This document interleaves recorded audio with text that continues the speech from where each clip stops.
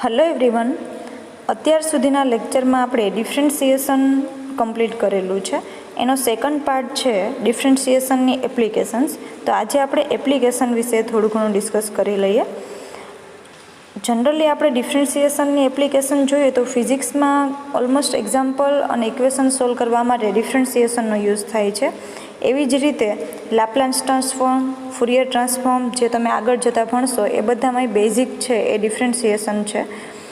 અહીંયા આપણે આપણા સિલેબસમાં velocity, acceleration, maximum value and minimum value find કરવા માટે ડિફરન્સિએશનનો યુઝ કઈ રીતે થાય છે એ જોવાનું છે. આપણા સિલેબસમાં આ બે ટોપિક જ છે જે એપ્લિકેશનમાંથી. બાકી આમ તો ડિફરન્સિએશનની ઘણી બધી એપ્લિકેશન્સ છે. If we increase the radius r of the circle, its area A increases. That means dA upon dr is rate of change in area with respect to radius. હવે dA upon dr છે એનો meaning શું થાય? તો કે dA upon dr તો આપણે એને એવું બોલીએ છીએ કે differentiate A with respect to r. આરની સાપેક્ષે એનું વિકલન. ધેટ મીન્સ કે જ્યારે કોઈ પણ એક સર્કલ આપેલું છે તો એ સર્કલની રેડિયસ તમે વધારો છો તો ઓટોમેટિક એનો એરિયા વધી જાય છે, બરાબર. તો અહીંયા એવું જ કીધું છે કે એરિયામાં થતો ફેરફાર વિથ રિસ્પેક્ટ ટુ રેડિયસ, બરાબર છે. એટલે dA upon dr is rate of change in area with respect two radius. આના ઉપરથી આપણે વેલોસિટી અને એક્સલરેશનની ફોર્મ્યુલા બનાવડાવશું. એના પછી મેક્સિમમ અને minimum of the given function એ આપણે આગળના લેક્ચરમાં જોઈશું. તો ફર્સ્ટ આપણે વેલોસિટી અને એક્સલરેશનની જે ફોર્મ્યુલા છે એ જોઈ લઈએ. એના પછી સમ એક્ઝામ્પલ્સ. વેગ અને પ્રવેગની ડેફિનેશન આપણે જાણીએ છીએ. વેગ એટલે કે સ્થાનાંતરમાં સમયની સાપેક્ષે થતો ફેરફાર અને પ્રવેગ એટલે વેગમાં સમયની સાથે થતો ફેરફાર. તો આ બે ડેફિનેશન છે એને આપણે ડિફરન્સિએશનના ફોર્મમાં કઈ રીતે લખીએ એ જોઈએ. Velocity is the rate of change in displacement. વેગ છે એ સ્થાનાંતરમાં થતો ફેરફાર છે, બરાબર છે. That means v is equal to ds upon dt. એસમાં ટીની સાપેક્ષે થતો ફેરફાર. એવી જ રીતે acceleration is the rate of change in velocity. વેગમાં સમયની સાથે થતો ફેરફાર એટલે પ્રવેગ. That means a is equal to dv upon dt. Differentiate v with respect to t એટલે કે વીમાં ટીની સાપેક્ષે થતો ફેરફાર ઇઝ ઇક્વલ ટુ, હવે અહીંયા વીની વેલ્યુ આગળ આપણે આપેલી છે ડીએસ અપોન ડીટી. તો v is equal to ds upon dt મૂકો. D upon dt of ds upon dt is equal to, અહીંયા એસનું સેકન્ડ ઓર્ડર ડેરિવેટિવ થઈ ગયું છે એટલા માટે d square s upon dt square. એના ઉપરથી આપણે a is equal to d square s upon dt square મેળવી શકીએ અને v is equal to ds upon dt. That means s તમને જે આપેલો છે એનું ફર્સ્ટ ઓર્ડર ડેરિવેટિવ એટલે તમને વેગ મળશે અને એનું સેકન્ડ ઓર્ડર ડેરિવેટિવ એટલે તમને પ્રવેગ મળશે. અથવા આપણે આ એટલી લાંબી ફોર્મ્યુલા યાદ ના રહે તો આપણે ટૂંકમાં બે ફોર્મ્યુલા યાદ રાખવાની છે. v is equal to ds upon dt and a is equal to dv upon DT. જે તમને ઇક્વેશન એસનું આપેલું છે એનું તમે ફર્સ્ટ ટાઈમ ડિફરન્સિએશન કરો છો ટીની સાપેક્ષે એટલે તમને વી મળે છે. એ જે વી મળે છે એનું તમે ફરીથી ડેરિવેટિવ કરો છો એટલે તમને એ મળે છે.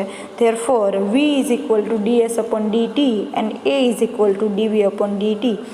આ ટાઈપના એક્ઝામ્પલમાં ખાસ આપણે વેગ અને પ્રવેગની આ ફોર્મ્યુલા અને ખાસ તમારે એકમ જે યુનિટ લખવાનું છે એ યાદ રાખવાનું છે. એક્ઝામ્પલ જોઈએ. The equation of motion of a particle is s is equal to t cube minus 3t square plus 4t plus 3.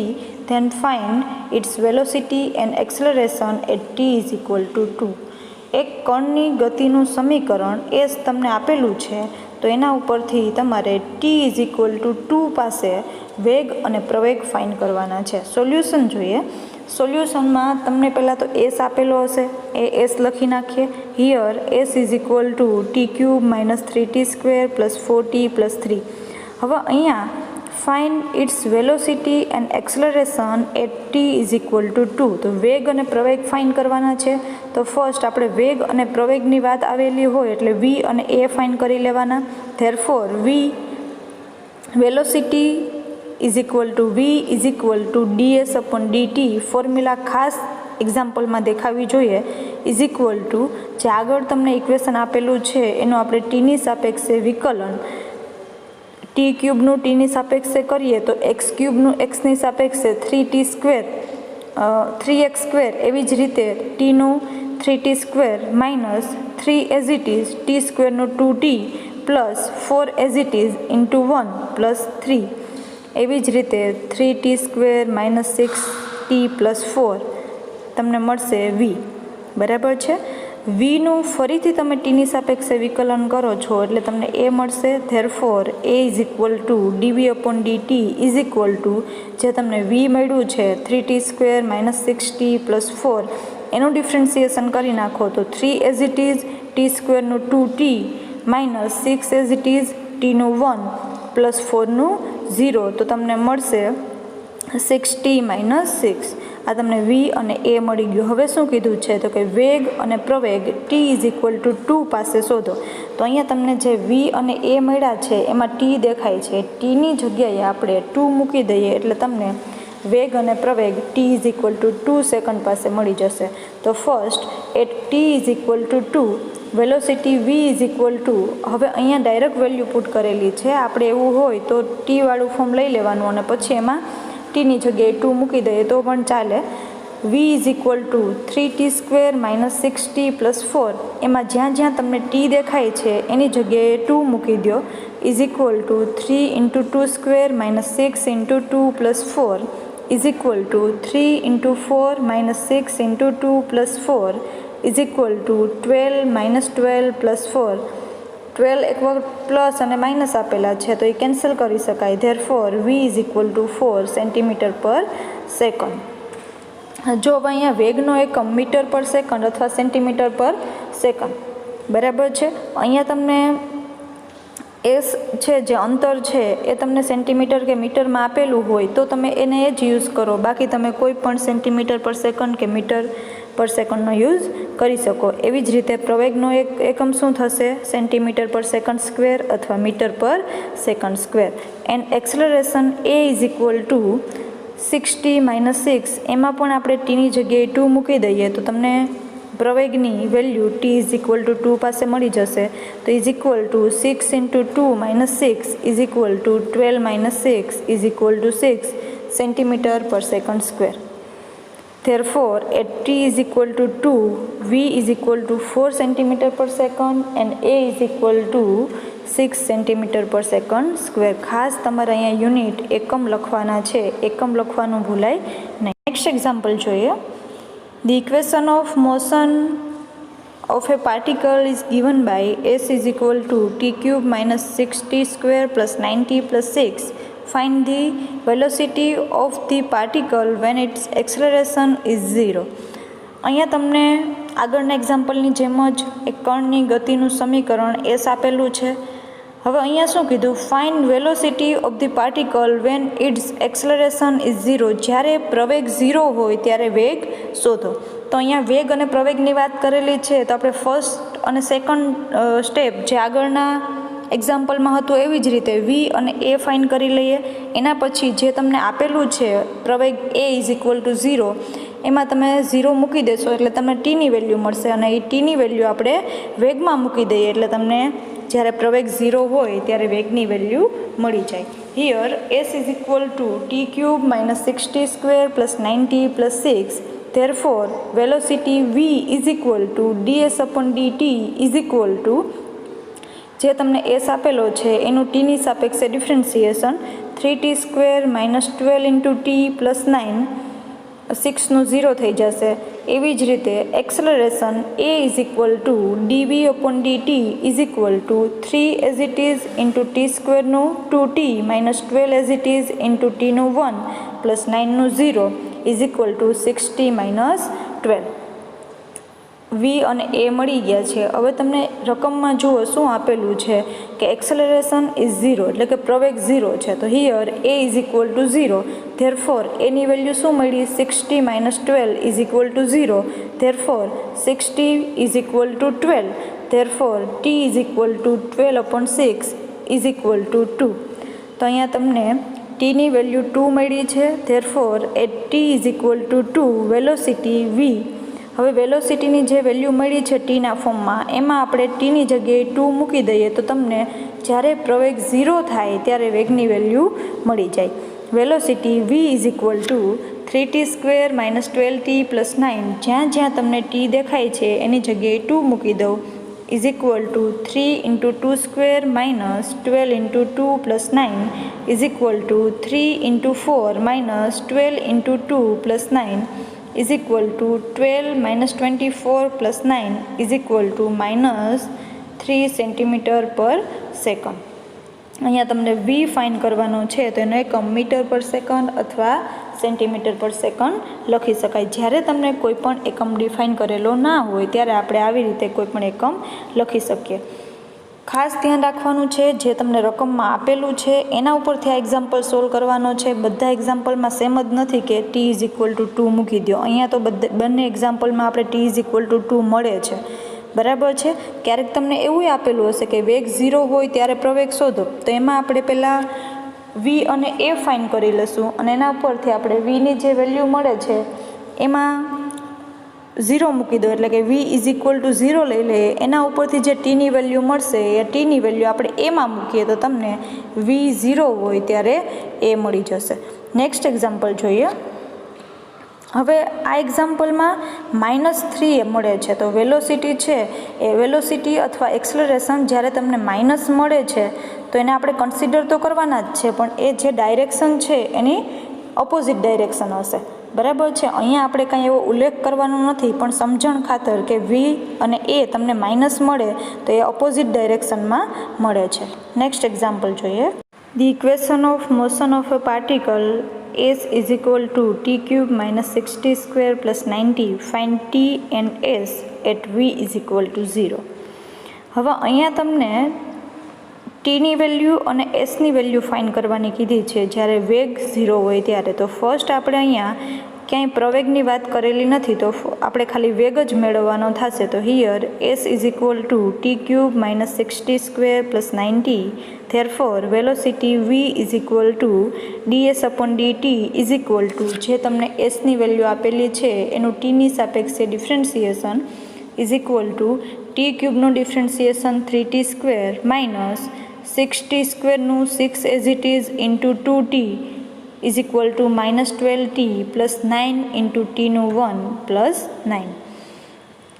At v is equal to 0. V 0 લઈ લઈએ તો તમને ટી અને એસની વેલ્યુ ફાઇન કરવાની કીધી છે. તો અહીંયા વી તમે 0 લઈ લો એટલે એના ઉપરથી તમને ટીની વેલ્યુ મળશે અને ટીની વેલ્યુ તમે એસમાં મૂકો એટલે તમને એસની વેલ્યુ મળી જશે.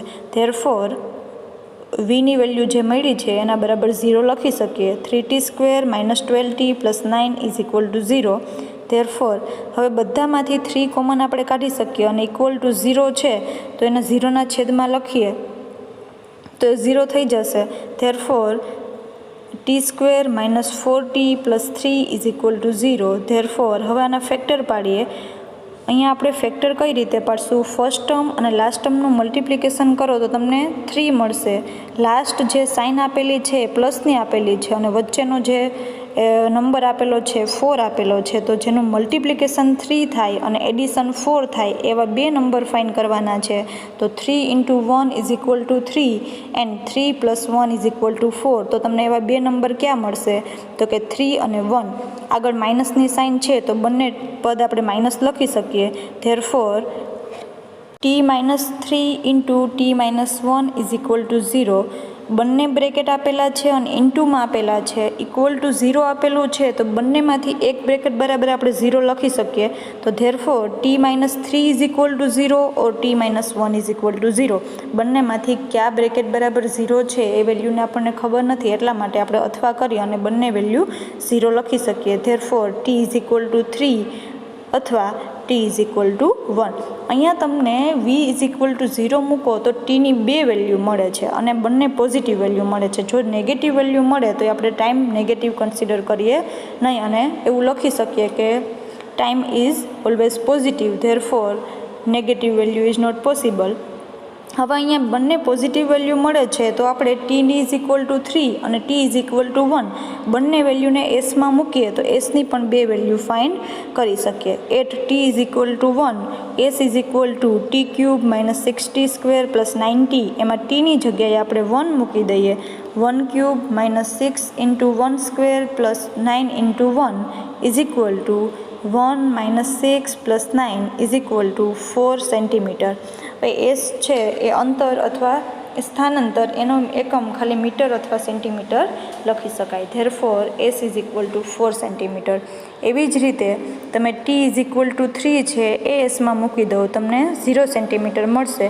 તો અહીંયા જ્યારે આપણે V0 હોય ત્યારે આપણે ટી ફાઇન્ડ કરીએ તો ટીની બે વેલ્યુ મળે છે. તો એ બંને વેલ્યુ જો પોઝિટિવ મળે તો આપણે બંને વેલ્યુ એક પછી એક કરી અને એસમાં મૂકવાની છે અને એવી રીતે એસની પણ બે વેલ્યુ ફાઇન્ડ કરી શકાય. જો ટીની એક વેલ્યુ મળી હોય તો એસની એક વેલ્યુ મળે છે, ટીની બે વેલ્યુ મળે છે તો એસની બે વેલ્યુ મળે છે. એવી જ રીતે વેગ અને પ્રવેગના આવા એક્ઝામ્પલમાં આપણે કોઈ પણ તમને જે આપેલી વેલ્યુ છે એ લઈ અને જે માગેલી વેલ્યુ ફાઇન્ડ કરી શકીએ. વેલોસિટી ફર્સ્ટ આપણે યાદ રાખવાનું છે v is equal two ds upon dt, second a is equal two dv upon dt, third unit લખવાનું ભૂલશો નહીં. આજના લેક્ચરમાં આપણે 3 એક્ઝામ્પલ જોયેલા છે, ત્રણે અલગ મેથડના છે. હવે અહીંયા મેથડ સરખી જ છે પણ જે તમને આપેલું છે એના ઉપરથી તમારે વેલ્યુ ફાઇન્ડ કરવાની છે. એના ઉપરથી અમુક છે જે નોટ તરીકે યાદ રાખી લઈએ. Time is always taken positive, એ આપણને બધાને ખ્યાલ છે. સેકન્ડ છે when a particle change the direction of motion its velocity is taken as 0. જ્યારે કોઈ પણ પાર્ટિકલ છે એની દિશા બદલે છે ત્યારે એનો વેગ 0 થઈ જાય છે. બરાબર છે. એટલે તમને અહીંયા ક્યારેક એવું આપેલું હોય, વેગ 0 આપેલો છે અત્યાર સુધીના એક્ઝામ્પલમાં, ક્યારેક એવું આપેલું હોય કે કણ જ્યારે દિશા બદલે ત્યારે એનો ટાઈમ શોધો અથવા પ્રવેગ શોધો. તો કણ જ્યારે દિશા બદલે છે at that time v is equal to 0. બરાબર છે. તો સેકન્ડ નોટ ખાસ યાદ રાખવાની છે કે જ્યારે કોઈ પણ કણ એની દિશા બદલે છે ત્યારે એનો વેગ 0 લેવાનો છે. When a particle attain its maximum height at that time velocity is 0. અને પાર્ટિકલ છે એ એની મેક્સિમમ હાઇટ ઉપર હોય ત્યારે પણ આપણે વેલોસિટી 0 લેવાની છે. તો આ 3 નોટ ખાસ યાદ રાખવાની છે. આના ઉપરથી આપણે અમુક એક્ઝામ્પલ સોલ્વ કરી શકીએ. અને આવું કંઈ તમને એક્ઝામ્પલમાં કન્ડિશન આપેલી હોય તો આપણને ખ્યાલ આવે કે જ્યારે કણ દિશા બદલે છે ત્યારે એનો વેગ 0 લેવાનો છે. પાર્ટિકલ છે એ મેક્સિમમ હાઇટ ઉપર હોય ત્યારે પણ એનો વેગ 0 લઈ અને એક્ઝામ્પલ સોલ્વ કરવાનો છે. તો આ મેથડથી તમે કોઈ પણ એક્ઝામ્પલ જે તમને વેગ અને પ્રવેગવાળા આપેલા હોય એ સોલ્વ કરી શકશો. આગળના લેક્ચરમાં આપણે આની જે સેકન્ડ એપ્લિકેશન છે maximum and minimum value of given function A discuss કરવાના છીએ. Thank you.